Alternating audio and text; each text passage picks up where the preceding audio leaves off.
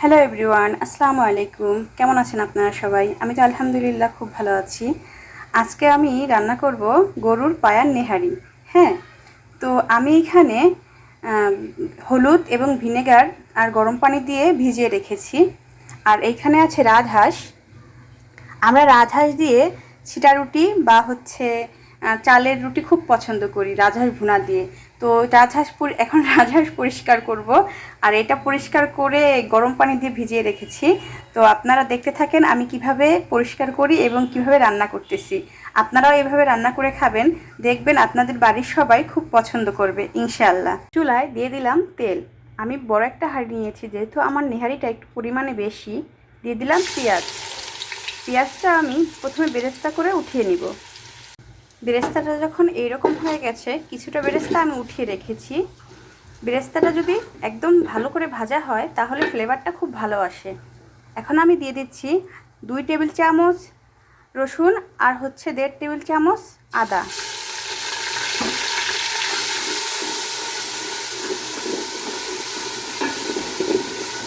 দেব 2 চা চামচ মরিচের গুঁড়ি, 1.5 চা চামচ ধনিয়া গুঁড়ি আর 1 চা চামচ হলুদ গুঁড়ি।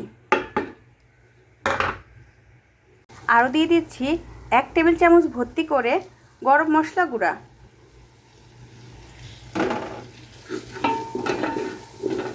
পায়াটা তেমন একটা কষাইতে হয় না, গোশ যেমন আমরা অনেক কষাই, পায়াটা তেমন কষাইতে হয় না।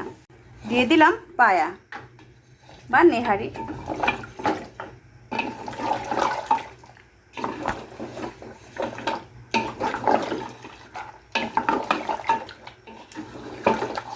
এখন কিছুটা কড়া আছে, নাড়াচাড়া করব।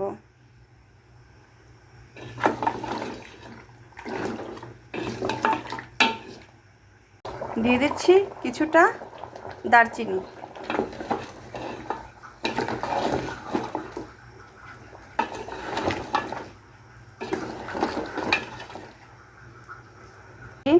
কাশ্মীরি রেড চিলি পাউডার 1 চা চামচ। এটা আপনার না থাকলে নাও দিতে পারেন, এটা শুধু কালারটা আরও সুন্দর লাগার জন্য। ঘরে না থাকলে এটা নাও দিতে পারেন, কোনো সমস্যা নেই। জিরার গুঁড়ি 1 চা চামচ। যেহেতু আমি এখানে গরম মশলা দিয়েছি, পাউডারটা দিয়েছি, তাই জিরের গুঁড়িটা একটু কম দিলাম। এখন দিয়ে দেব এলাচি বাটা। আমি এলাচিগুলো ধুয়ে বেটে নিয়েছি, যাতে কারো দাঁতের নিচে পড়লে খারাপ না লাগে। এটা নেহারির সাথে একদম মিশে যাবে। এখন দিয়ে দেব আগে থেকে ধুয়ে বেটে রাখা পোলার চাল 2 টেবিল চামচ। এইটা দিলে এত সুন্দর একটা ফ্লেভার আসবে। যখন আপনারা তো নেহারি অনেক আগে রান্না করে খাইছেন বা অনেকই খাওয়া হয়েছে, কিন্তু এইটা দেওয়ার পরে যখন আপনারা এটা করে খাবেন, তখন আমাকে বলবেন কমেন্টস করে যে হ্যাঁ, এটা দেওয়ার পরে স্বাদটা একটু অন্যরকম লেগেছে।